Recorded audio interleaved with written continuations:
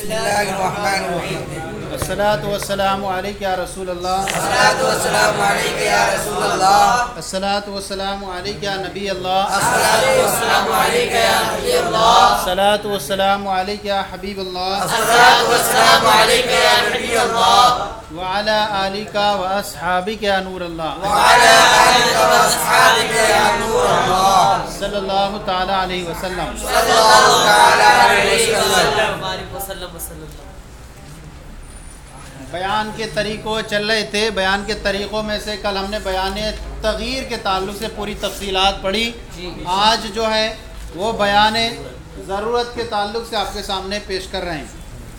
بیان ضرورت بیان کی اقسام میں سے ایک بیان ضرورت بھی ہے. اور بیان ضرورت وہ کلام ہوتا ہے جو متکلم کے کلام سے خود بخود سمجھ میں آ جاتا ہے. صحیح ہے نہیں؟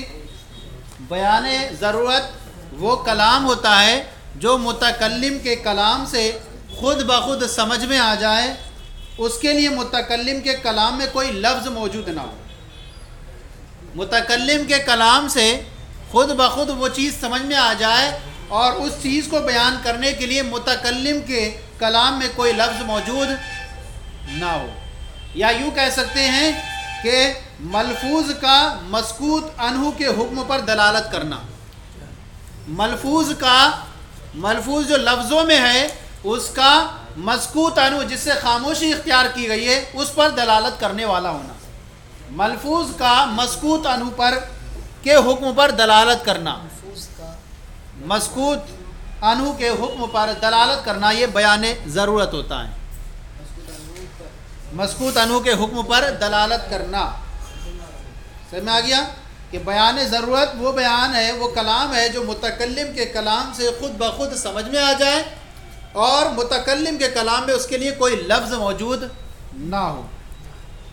مثال کے طور پر قرآن پاک میں ارشاد فرمایا گیا کہ جب انسان کا انتقال ہو جائے اور اس نے کوئی لڑکا بھی نہیں چھوڑا ہے بلکہ اس کے وارثین میں صرف والدین ہیں، تو اب جو ہے قرآن پاک نے ارشاد فرمایا وَوَرِثَهُ أَبَوَاهُ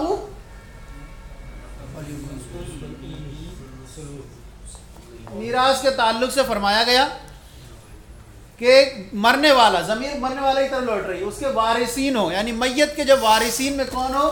اس کے والدین ہو. صحیح ہے؟ یہ یہاں پر جو ہے ایک ان کو بیان کر دیا کہ یہ کون کون لوگ ہیں، کن کن کا حصہ ہے اس میں. کس میں؟ مالے، اس میں ترکہ کا جو مال چھوڑا ہے اس نے مرنے والے نے، تو اس میں کس کس کا حصہ ہوتا ہے. اس میں کہا گیا کہ اس کے والدین چھوڑے ہیں تو والدین کا بھی حصہ ہے.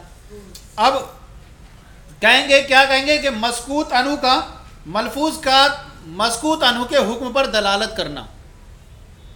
اب یہاں پر انہوں نے قرآن پاک میں اللہ تعالیٰ نے ارشاد فرما دیا کہ اور رہا اس کی ماں تو اس کے لیے ایک سلوس ہے. یہ مسکوت عنہ یہ دلالت کر لے، یہ ملفوظ ہے، یہ ملفوظ ہے، اس پہ دلالت ہو گئی کہ ماں کا حصہ بیان کر دیا گیا کہ یہاں ماں کے لیے پہلے وارثین بتا دیے، ترکے کے کون کون مستحق ہو سکتے ہیں، تو اس میں بتا دیا گیا کہ والدین ہیں اس میں شریک، اور والدین میں سے ماں کا حصہ متعین کر دیا گیا. ماں کا حصہ متعین کرنا خود باپ کے حصے پر دلالت کرنے والا ہو جائے گا.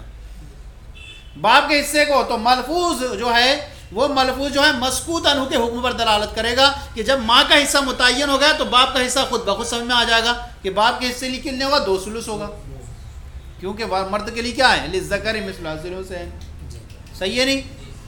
تو یہاں پر دیکھیے کہ یہ جو ہے فَلِأُمِّهِ الثُّلُث، ماں کا حصہ بیان کر دینا، یہ باپ کے حصے کے لیے کیا ہوگا؟ بیان ضرورت ہوگا. لہذا ماں کے حصے کو بیان کرنے کے بعد باپ کے حصہ خود بخود معلوم ہو جائے گا. لہذا اسے کہیں گے کہ ماں کا حصے کو بیان کرنا یہ بیان ضرورت کہلائے گا. تو کیا کہیں گے کہ متکلم کے کلام میں کوئی لفظ موجود نہ ہو اس کے لیے. صحیح ہے؟ کوئی ہے کیا؟ کوئی لفظ موجود نہیں ہے کہ متکلم کے کلام سے خود بخود سمجھ میں آ جائے اور متکلم کے کلام میں اس چیز پر دلالت کرنے والا کوئی لفظ موجود نہ ہو. یہاں پر کوئی لفظ موجود نہیں ہے باپ کے حصے پہ دلالت کرنے والا کہ ماں کا حصہ متعین کر دیا تو اس سے جو ہے وہ باپ کا حصہ متعین ہو جائے گا. اور یہ ماں کا حصہ بیان کرنا یہ بیان ضرورت کہلائے گا.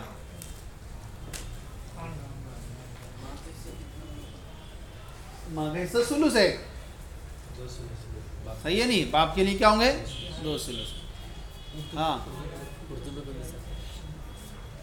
یہ اصل میں جو ہے میراث کے جو حصے نکلتے ہیں نا, سلوس, ربع, خمس, سدس, ثمن, تو یہ بہت زیادہ حالتیں ہیں, کب کب کیا ملے گا, کس کو کیا ملے گا. ماں کا کبھی حصہ جو ہو جاتا ہے سلوس ہو جاتا ہے, کبھی ربع ہو جاتا ہے, تو یہ چینج ہوتے رہتے ہیں. لیکن یہ ہے کہ جب اس نے والدین میں سے چھوڑے ہوں اور کیا نہ ہو, اس کے لیے اولاد نہ ہو, تب یہ ماں کا حصہ اتنا ہے, 1 سلوس ہے, یعنی کل مال میں سے جو ہے وہ 1/3 اس کو دیا جائے گا اگر اس کی اولاد نہیں چھوڑی اس نے. اور اگر اولاد چھوڑی ہوتی ہے پھر لڑکوں کو جو ہے نصف ملے گا. بہن ہے تو بہن بھائیوں کے ساتھ اسبہ بن جاتی ہے. بہن ہے پھر بیٹی چھوڑی ہے تو بیٹیاں جو ہے بھائیوں کے ساتھ اسبہ بن جاتی ہیں.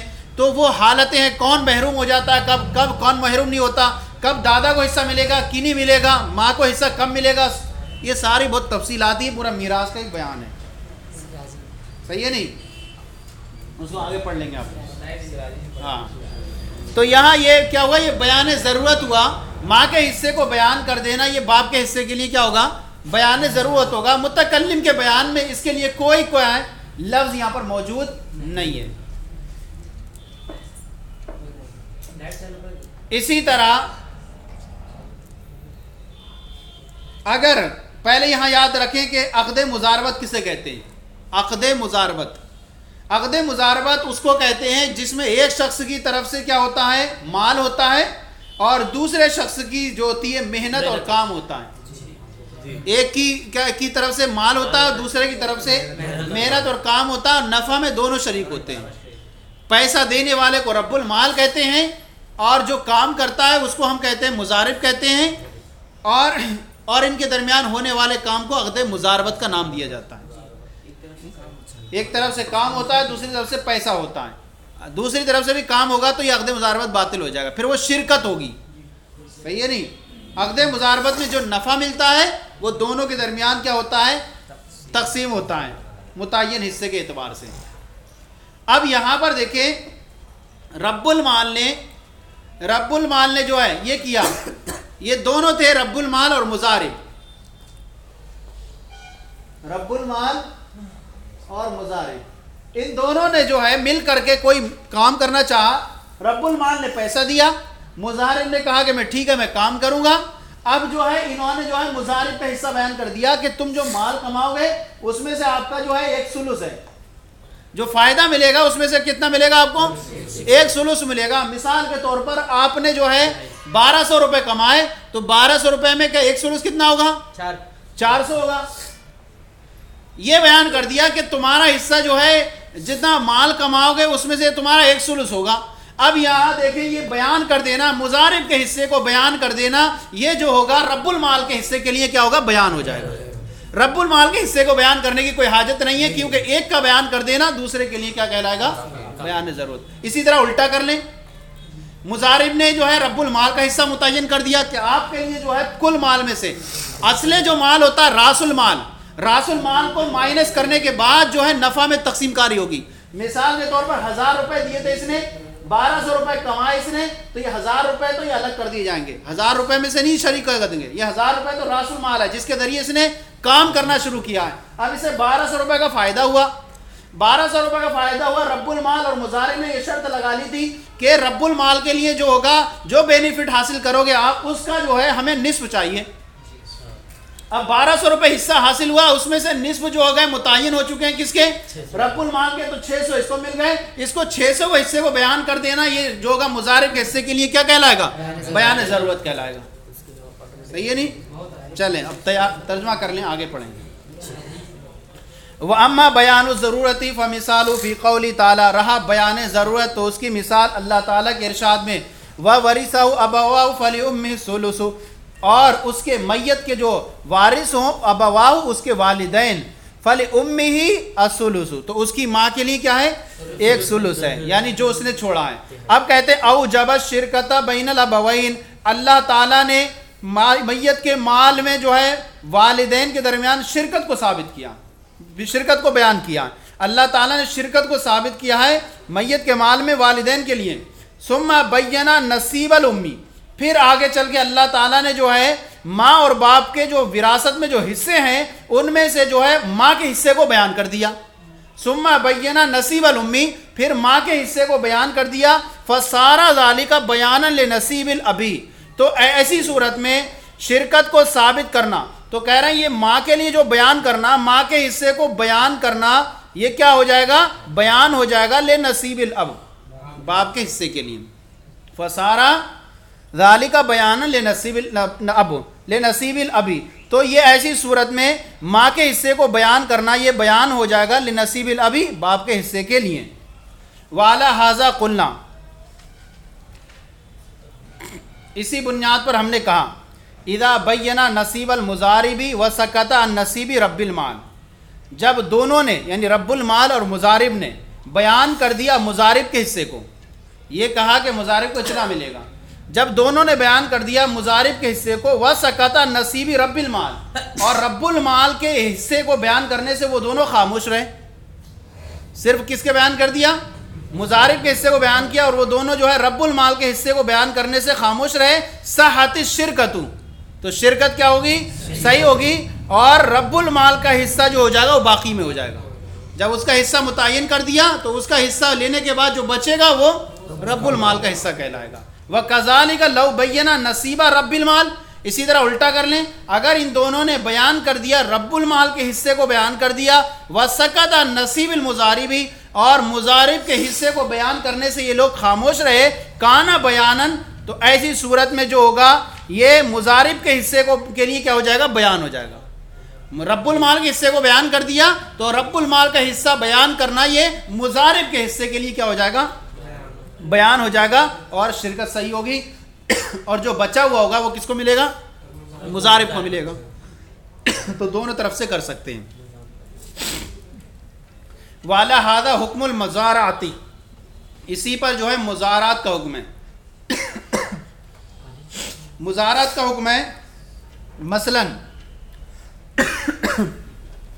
یعنی ان میں سے ایک کے حصے کو بیان کر دینا. ایک شخص جو ہے وہ زمین والا ہے اور دوسرا انسان کام کرنے والا ہے، تو عامل کے حصے کو بیان کر دیا. یہ کہہ دیا کہ ایسی صورت میں جو پیداوار ہے تمہیں اس کا پیداوار کا 1/3 ملے گا. ایک آدمی کام کر رہا ہے کھیت میں اور دوسرے کی جو ہے وہ کھیتی ہے.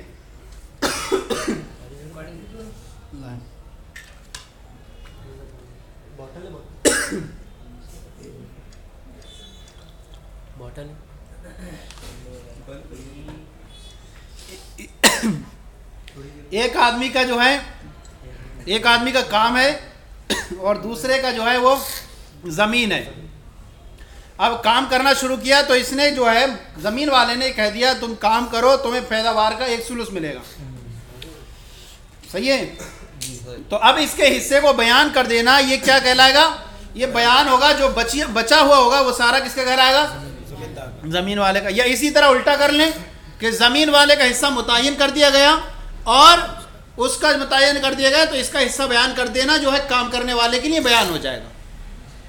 وعلی ھذا حکم المزارعتی، اور اسی پر جو ہے وہ پیداوار کا حکم ہے، مزارعت کھیتی کا وغیرہ کا حکم ہے. کیونکہ سکوت دوسرے کے حصے سے ساکت رہنا یہ بیان کہلائے گا.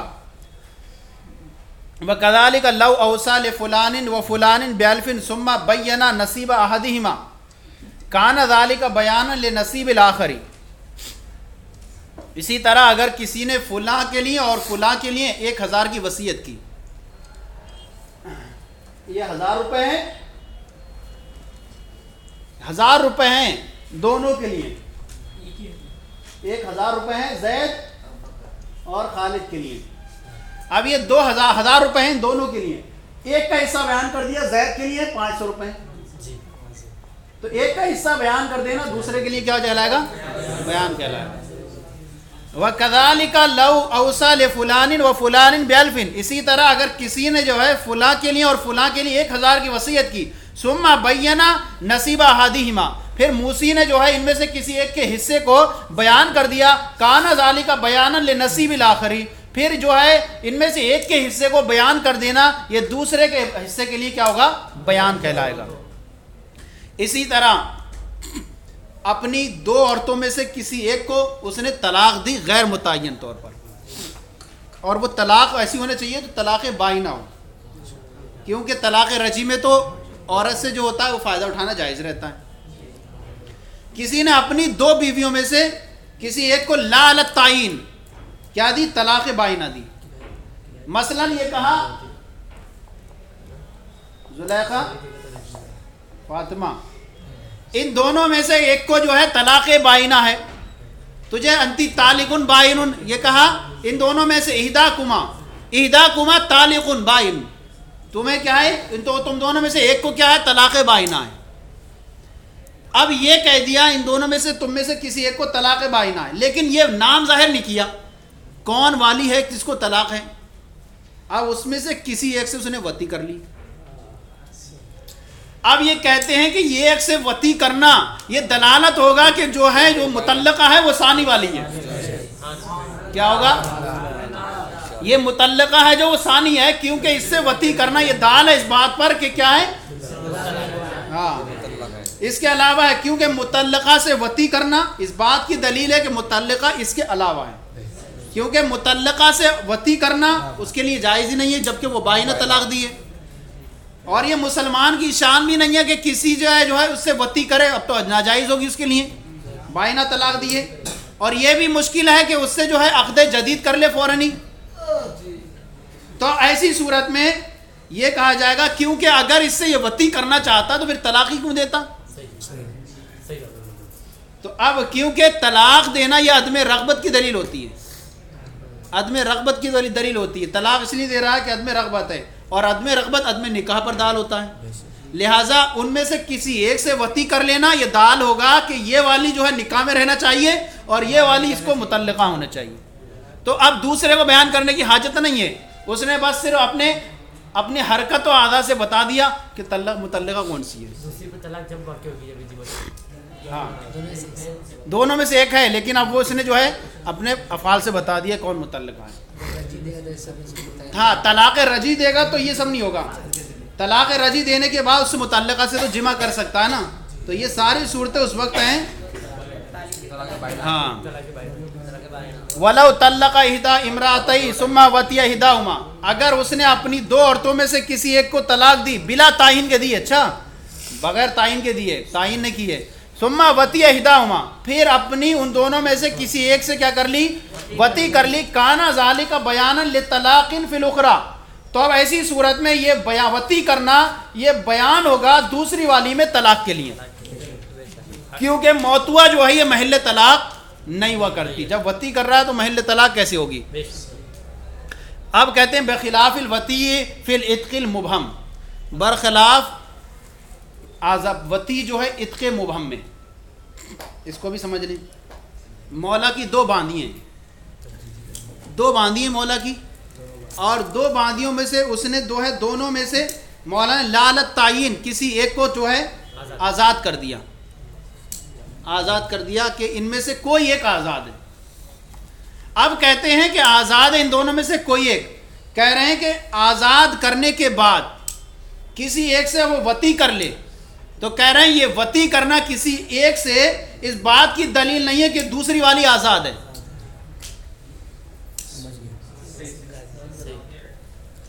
دو باندھی ہیں اور دو باندھی میں سے کیا ہے، کہا کہ ان دونوں میں سے کوئی ایک کیا ہے؟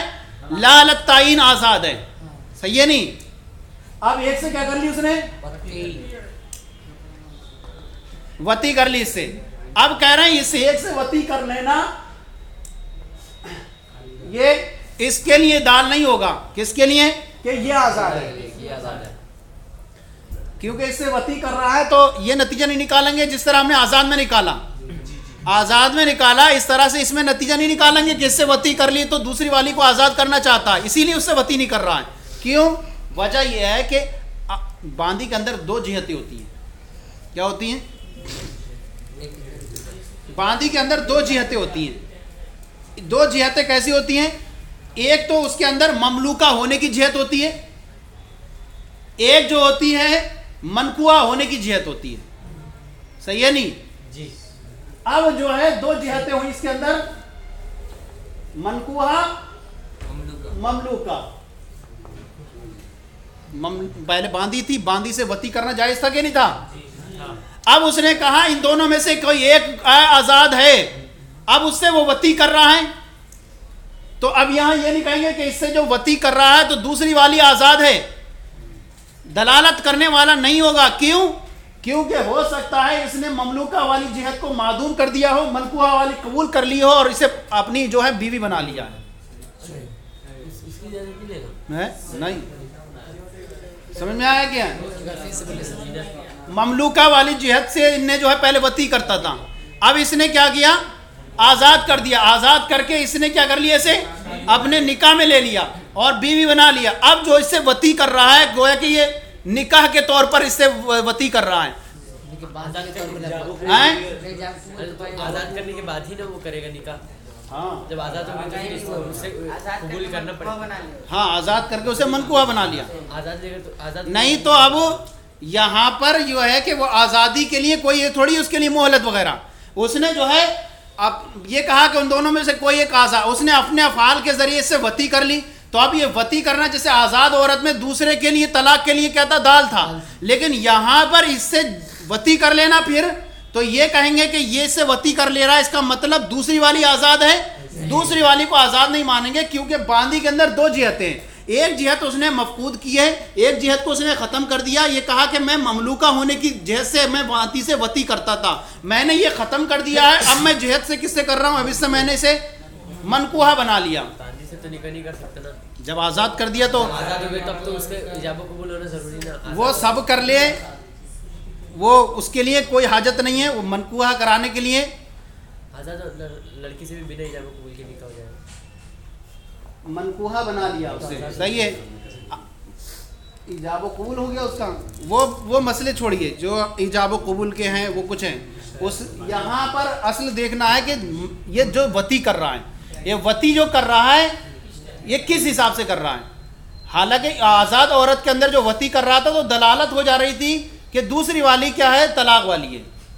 تو یہاں پر جو ہے اس کے لیے دو جہتیں ہوتی ہیں, انسان اپنی باندھی سے باندھی ہوتے بھی وتی کر سکتا ہے اور باندھی کا جو ہے حکم ختم کر کے اس کو اپنے نکاح میں لا کر کے اس سے وتی کر سکتا ہے. تو اب یہاں پر یہ جو ہے اس کا منقوہ ہونا, یہ باندھی کو آزاد کر دینا, یہ دلالت نہیں ہوگا اس بات پر کہ یہ دوسری والی آزاد ہے, بلکہ اب یہ ہوگا کہ یہ اس سے جو وتی کر رہا ہے نکاح کر کے. اور آپ کا جو کہنا کہ ایجاب و قبول وہ زوائد چیز ہے, وہ نکاح بغیر اس کے ہوگا ہی نہیں. آزاد لڑکی سے وتی کر کے ڈائریکٹ تھوڑی نکاح ثابت کر دے گا. آزاد لڑکی سے ارے تو بھائی ایجاب و قبول کے بغیر کیسے نکاح ہوگا؟ ایجاب و قبول ہی ہوگا تبھی نکاح ہوگا. کہنے کا مطلب یہ ہے کہ اس میں جو ہے پہلے میں وتی کرنا یہ دلالت ہوتا تھا کہ دوسری طلاق والی ہے, لیکن یہاں اسی سے وتی کرنا یہ دلالت نہیں ہے کہ دوسری آزاد ہے. ہاں تو ایجاب و قبول کے بغیر تو نکاح ہوگا ہی نہیں, لیکن یہ ہے کہ اس کی باندھی تھی, اس نے باندھے کی حق کو ساقط کر دیا, اب اس نے کیا بنا لیا, منقوہ بنا لیا. زنا کہلائے گا, اب زنا کہلائے گا کیونکہ آزاد کر دیا آزاد عورت سے, اب اسے مطلب پہلے نکاح کرنا پڑے گا اس کو. ہاں تو نکاح کرنا پڑے گا. دو باندھی میں سے ایک تو اس کے ابھی مثال کے طور پر اب یہ اس نے کر دیا آزاد ہے, آزاد ہے یہ, چلیے ٹھیک ہے آزاد ہے ان دونوں میں سے, لیکن ابھی تعین ہو رہی کوئی کون سی آزاد ہے کون سی آزاد نہیں ہے. اب اس نے نکاح کر کے وتی کر لی اس سے, تو پتہ چل گیا نا یہ کہ کون سی آزاد نہیں ہے, تو یہ صورت ہو گئی. تو یہی کہنا ہے کہ یہاں پر جیسے آزاد عورت میں وتی کرنا یہ دوسرے کے لیے دلالت ہوتا تھا کہ طلاق والی وہ ہے, ایسے ہی ایک عورت سے جو ہے دونوں سے کہا کہ ان دونوں میں سے کوئی آزاد ہے, تو اب غیر متعین طور پر کون آزاد ہے, لیکن جو ہے اب اگر ایک سے وتی کر لی اس نے تب بھی یہ جو ہے دلالت کرنے والا نہیں ہوگا کہ دوسری والی آزاد ہے. ہو سکتا ہے کہ اس باندھی کے اندر دو جہتوں میں سے ایک کو ختم کر کے یہ اب اس سے جو وتی کر رہا ہے بطور نکاح کر رہا ہے, نکاح کر کے کر رہا ہے, تو نکاح کر کے کر رہا ہے تو وہ آزادی نہیں, وہ اب بھی باندھی رہے گی دوسری والی. ہاں اس کو جو ہے آزاد کیا تھا اس نے، ہو تو گیا بھائی، اس کو آزاد کر دیا اس نے، اب آزاد کر کے اس نے منقوہ بنا لیا تو حکم تو اسی پہ لاگو ہوا، اب یہ بیوی بن گئی، وہ والی تو باندھی کی باندھی رہی۔ پہلے تو اس نے متعین نہیں کیا نا کس پر آزاد کر کے اس سے نکاح کر لیا، متعین ہو گیا نہیں، آزاد کر کے نکاح کر لیا، یہ متعین ہو گیا، تو دوسری والی اپنے حال پر برقرار رہی، کون سی؟ باندھی رہی، تو اس میں تو متعین ہو گیا حضرت کہ کون سی، تو کوئی بھی تو نہیں نکلی، آزاد رہے گی۔ نہیں ایک تو ارے تو آزاد کر کے کیا بنا لیا اسے؟ ایک تو آزاد ہو گیا، کوئی نہیں ہو رہی ہے اب، جس سے نکاح کرا ہے وہ تو آزاد ہو گئی نا حضرت، نکاح کیا ہے تو وہ اب بیوی بن گئی نا اس کی۔ بیوی بن گئی لیکن آزاد بن گئی نا، باندھی جس نہیں گئی وقت نا۔ آزاد کیا تو آزاد کرتے وقت متعین کیا ہوگا تب تو اس سے نکاح کیا۔ نہیں اس وقت اعتبار نہیں ہے، جب وہ وطی کر لیتا ہے اس سے تو یہ ہم حکم نہیں لگائیں گے کہ اس پہ جو ہے اس سے آزاد، اس سے جو وطی کر رہا ہے یہ اس بنیاد پر ہے کہ دوسری والی آزاد ہے، یہ حکم نہیں لگائیں گے جیسے آزاد عورت میں کر رہا تھا۔ ہو سکتا ہے کہ یہاں اس نے وطی مل کے رقبہ والی ختم کر دی ہے، اب مل کے نکاح والی جو ہے نکاح کر کے اس سے جو ہے وطی کر رہا ہے، تو آزاد تھوڑی وہ والی تو اپنے حال پر برقرار رہی۔ مطلب اس میں مبہم رہے گا کہ کس کو کون ہوگا۔ اب یہ کہیں گے کہ اس کا جو ہے حکم یہاں سے جو ہے آزادی سے ختم ہو کر اب نکاح والا آ گیا ہے۔ امام محمد کے نزدیک سیم مسئلہ جو ہے اس میں جو ہے آزاد عورت کے تعلق سے، آزاد عورت پر قیاس کرتے ہوئے وہی کہیں گے کہ کسی ایک سے وطی کرنا دوسری کے کیا ہے آزاد ہونے پر دلالت کرنے والا ہوگا۔ امام محمد کہتے ہیں جیسے آزاد عورت میں کسی ایک سے جو ہے طلاق وطی کرنا دوسری کے طلاق پر دلالت کرتا ہے، ایسی کسی ایک سے جو ہے وطی کرنا یہ دلالت کرے گا کہ دوسری آزاد ہے، لیکن امام اعظم کے نزدیک ایسا بخلاف الوطی فی العتق المبہم، برخلاف جو ہے عتق مبہم میں یعنی مبہم آزادی میں وطی کرنا صحیح ہے نہیں، عند ابی حنیفہ امام اعظم کے نزدیک لأن حل الوطی فی الامائی، اس لیے کہ وطی کا حلال ہونا باندیوں میں یثبت بطریقین، اس لیے کہ باندیوں میں وطی کا حلال ہونا یہ دو طریقے سے ثابت ہوتا ہے، ایک ملک اور دوسرا نکاح، فلا یتعین جہت الملک باعتبار حل الوطی، تو لہذا وطی کے حلال ہونے کے اعتبار سے ملکیت کی جہت متعین نہیں ہو پائے گی، لہذا وطی کے حلال ہونے کے اعتبار سے ملکیت کی جہت متعین نہیں ہو پائے گی، اور یہ نہیں کہا جائے گا کہ منکوحہ میں بھی جو ہے حلال ہونا یہ دو طریقے سے ہے، تو اب یہاں پر جو ہے لہذا اس سے جو ہے وطی کرنا یہ دوسرے کے لیے آزادی پر دال نہیں ہوگا، اس کو آزاد کیا مل کے رقبہ سے آزاد کر کے اب اس سے نکاح کر لیا اس نے، تو وہ جو ہے وہ اپنی اس پر حال پر برقرار رہے گی۔ اور سمجھ لیں اس کو آسانی کے ذریعے سے کہ دو صورتیں نکالیں گے آپ، مل کے رقبہ اور نکاح، مل کے رقبہ کے اعتبار سے بھی فائدہ اٹھانا جائز رہتا ہے اور نکاح کے اعتبار سے بھی فائدہ اٹھانا جائز رہتا ہے۔ آزاد عورت کے اندر جو ہے وہ ایک ہی صورت تھی کہ اگر اس سے جو ہے اس نے باندھی اس سے وطی کر لی تو یہ دلالت ہوگی اس بات پر کہ دوسری والی متعلقہ ہیں، لیکن باندھی کے اندر یہ دو جہتیں ہیں، دو جہتیں جب اس نے کہا ان دونوں میں سے کوئی ایک آزاد ہے، صحیح ہے نہیں، اب کوئی ان دونوں میں سے ایک آزاد ہے، لہٰذا اس نے جو ہے کسی ایک سے جو ہے غیر متعینہ طور پر جب اس میں سے کہا غیر متعینہ آزاد ہے، اب اس نے ایک سے جو ہے وطی کر لی، اب اس سے وطی کی تو یہ دلالت نہیں کرے گا اس بات پر کہ دوسری والی آزاد ہے، تو وطی کے حلال ہونے کے اعتبار سے ہم متعین نہیں کر پائیں گے کہ کیا ہے کہ ملکیت کی جہت کو متعین نہیں کر پائیں گے، لہذا جب اس سے وطی کی ہے تو یہ ہو سکتا ہے کہ چلیں اس نے اس کو آزاد کر دیا ہو، آزاد ہو گئی تو اب اس سے نکاح کیا، کیونکہ باندھی سے تو ویسے ہی نکاح کرنا وہ وطی فائدہ اٹھانا جائز تھا، اب اس نے اس کو آزاد کر دیا تو آزاد کرنے کے اعتبار سے اب اس سے نکاح کر لیا، اب نکاح کے اعتبار سے یہ کیا کر رہا ہے اس سے فائدہ اٹھا رہا ہے، لہٰذا اس کو جو ہے اس پر وطی کرنا یہ دلالت نہیں کرے گا کس بات پر کہ دوسری والی آزاد ہے، تو دوسرے کے حق میں جو ہے جہت متعین نہیں ہوگی، جب اس کے حق میں دو جہتیں ہیں تو ایک ختم ہو کے دوسری ثابت ہے۔